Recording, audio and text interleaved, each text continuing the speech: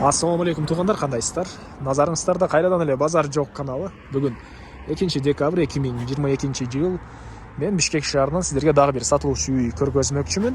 Үйүбүздүн дареги туугандар Элебесов көчөсү 210 даректе жайгашкан. Чоң бул Элебесов көчөсүнүн жээгинде. Анан бул жерден туугандар көптөгөн маршруткалар шаардын бурчуна барышат. Дээрлик бардык эле бурчуна барат десек деле болот. Түндүктү карай кетсеңиздер Дордойго бара аласыздар. Түштүктү карай кетсеңиздер Гойн, Сум, андан ары кете берет туугандар. Бул көпчүлүгүңүздөр дагы экинчи аталышы билген Советский көчөсүдө деп коюшат туугандар. Мына ушундай. Андан ары мынакей түштүк чек-арасы бул жерден башталат. Түндүк чек-арасы бул кошунанын могу заборуна чейин болуп калат туугандар. Негизги кирүүчү дарбазасы мынакей ушул жерде орнотулган. Анан мектеп боюнча айтсак, жакын жерде 16 мектеп жакын жерде жана садиктер деле, частный садиктер, дагы башка садиктер жакын жерде бар экен.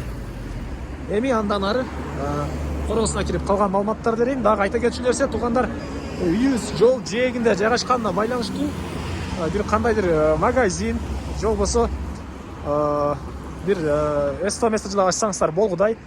Анан үй ээсинин айтуусуна караганда өзү буга чейин деле могу көчөдөгү могу баннерден швейный цехке деп алабыз деп келгендер көп экен, көрүп кетип аткандарчы. Жол жээгинде болгондо байланыштуу швейный цехке тиккен алып келгенде деле машинелер кирип чыкканга ыңгайлуубу, эмне себептен швейный цехтегилер сурашат. Аны өз оюңуздарды комментарийге жазып кетиңиздер. Андан ары бул мынакей короосу. Жер аянты 5 соток, документтер боюнча техпаспорт, кызыл китеп бар экен. Бул негизги кирүүчү воротунан бул жактан кирсеңиздер поликарбонат менен болгон навес ылдыйтырга стяжка болгон, жана бул жакта жер жемиш эккенге, гүл эккенге бир аз жер. Анан бул калитка менен кирсеңиздер бул жагы брусчатка мынакей 56 квадрат метр болгон үйүбүз. Стенасы калың саман экен. Калың саман. Анан коммуникация боюнча айтсак, природный газ бар киргизилген, центральный канализация бар киргизилген, свет, отопление газовый котел менен үйдү жылытат. Суу бары бар туугандар. Анан бул үйүздөн сырткары арты жагында квартиранттар үчүн салынган узун туурасы 10го 10 болгон помещение. Ал жакта 7 квартирантты өзүнө киргизе алган квартира жана өздөрүнүн душу, ванна, склад, ажаткана бар. Жана анын да батыш тарабында бир аз жер жемиш эккенге, бак эккенге жер да бар. Азыр видеонун жүрүшүндө буларды бир чекеден көргөзөм. Биринчи эле болуп бул чоң үйүздүн ички тарабын көргөзөйүн. Анан бул чоң үйүбүз туугандар пол дом, бирок пол домдун көпчүлүк бөлүгү бул үй ээсиге караштуу. Азыр мынакей өзүңүздөр деле карап байкасаңыздар болот. Мынакей могу навес бүткөн жерден, забордон туш бери жагы бул ээсине караштуу туугандар. 56 квадрат метр. Андан ары эми үйдүн ички тарабына кирип калган маалыматтарды берейин. Бул мынакей негизги кирүүчү эшиги, көрүп тургансыңдар темирден болгон эшик орнотулган. Терезелер баары пластик жана темирден болгон решеткалар. Андан ары бул сатылуучу үйүздүн кире бериши туугандар. Бул перехожкадан түзөлөсөк бул жакта отоплениянын котелу жайгашкан бөлмө. Мынакей көрүп тургансыздардай газовый котел менен үйлөрдө жылытат. Бир гана бул 56 квадрат метр үйүздө эмес, наркы квартиранттар үчүн салынган үйдү деле жылытат экен туугандар. Андан ары перехожка кирип оң тарапка кайрылсак, бул жакта кухня жайгашкан, тамактануучу бөлмө жана кухня, ички тараптан раковина орнотулуп, суу чыгарылыптыр. Дуалдары обой, пол ламинат.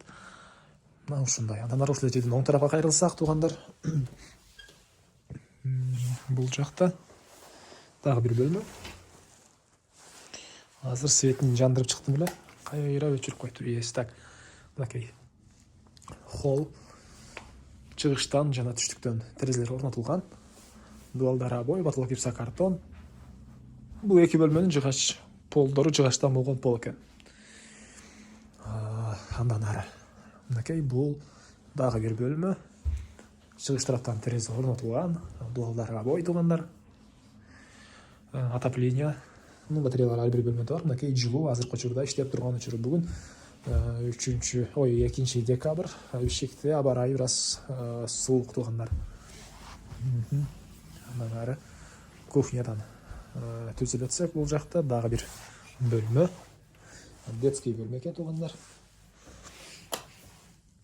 мынакей батыш тараптан пластик терезелер орнатылган, пол жыгачтан болгон пол жана мындай отопление батареялары орнотулган. Анан эгер баасы келишсе, мебелдерин деле таштап кетем деген ойун айтты үй ээси. Баасы келишсе, ошол эле бөлмөдөн түзөтсөк.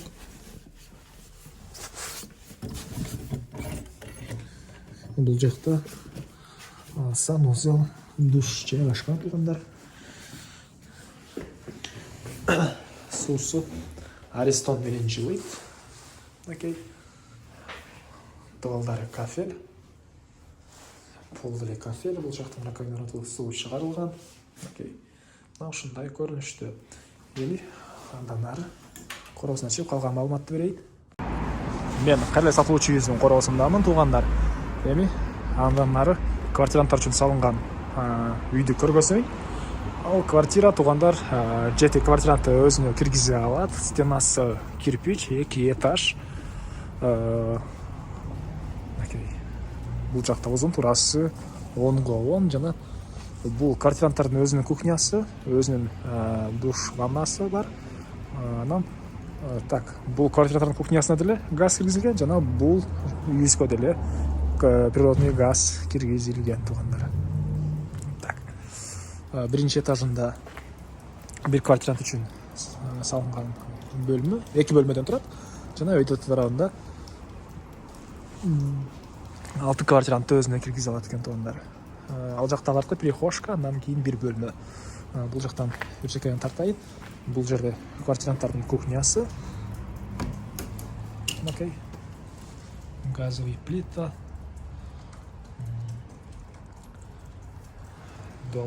Полтора кафель. Ички тарапынан раковина суу чыгарылган. Жана бул жагында так. Бул жагында душ ваннасы деле бар. Суусу Аристон менен жылыйт. Андан ары бул жакта квартиранттардын буюмун сактаганга склад, ажаткана. Ажатканалар бары центральный канализацияга уланган туугандар. Природный газ, центральный канализация, суу, свет бары бар. Эми андан ары экинчи этажын бир көргөзөйүн.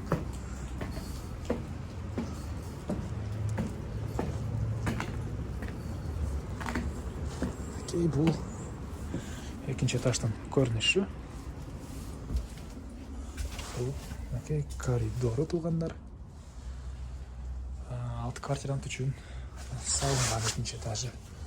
Азыр бардык квартиранттар бар болгону байланыштуу ички тарабын көргөзө алган жок. Негизинен бул үйүс Дордойго деле анча деле алыс эмес.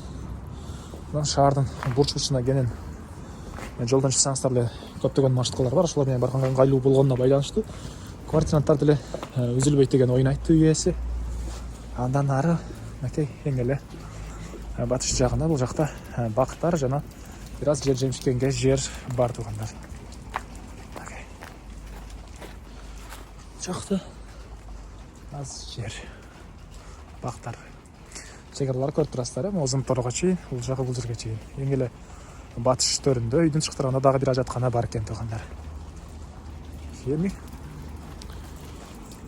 айтылбаган бир эле баасы калды окшойт. Бул үйүстүн баасы $52,000 деп атышат. Үй ээси анан дагы сүйлөшүү болот.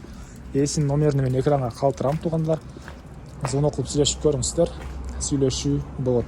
Анан достор менен, группалар менен бул видеону бөлүшсөңүздөр, сиздер мага үй ээсине чоң жардам берген болосуздар. Анан күн сайын Бишкек шаарынан жана Чүй областынан сатылуучу үйлөрдү көргүңүздөр келсе, подписация баскычын басып кетиңиздер. Кийинки чыгышка чейин саламатта калыңыздар туугандар.